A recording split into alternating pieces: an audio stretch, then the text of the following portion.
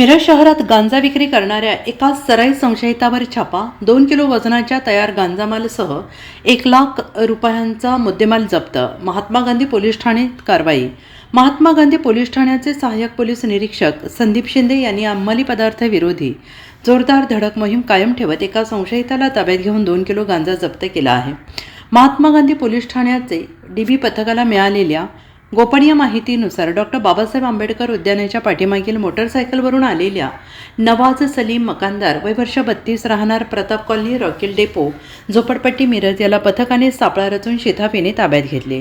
त्याच्याकडे 50,000 रुपये किमतीचा 2 किलो गांजा आणि मोटरसायकल असा 1 लाख रुपयांचा मुद्देमाल पोलिसांनी जप्त केला। नवाज मकानदार याच्यावर गुन्हा दाखल करून न्यायालयात हजर केला असता न्यायालयाने 2/2/2026 रोजीपर्यंत पोलीस कोठडी दिली आहे।